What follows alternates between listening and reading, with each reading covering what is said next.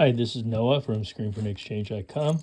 So we're going to see how quickly we can take apart this surface mount circuit board transformer. It's really cool. It has nice thick wire in it. So let's go. Let's do it. So if you know what this is, leave a comment. What type of transformer? It has really thick, ropey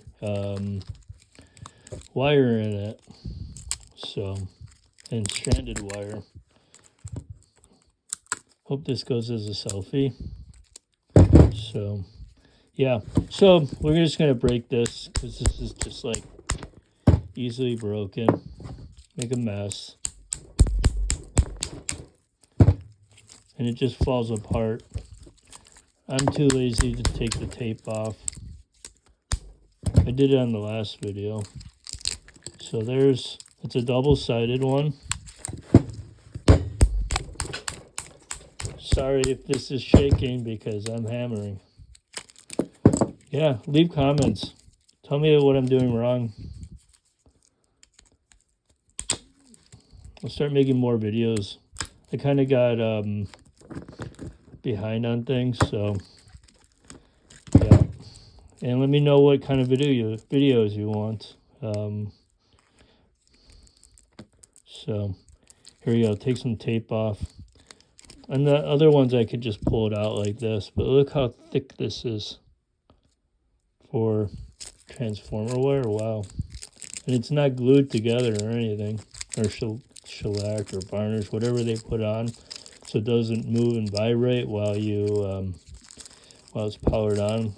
Like ballast and transformers tend to shake when they get older, and then they shake the lacquer off. And that's why they have that on there. And when they start humming, that means they're starting to go. Especially on big ones, like I see all the time.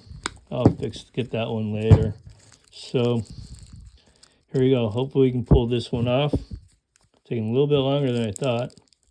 Nope, but I probably cut myself.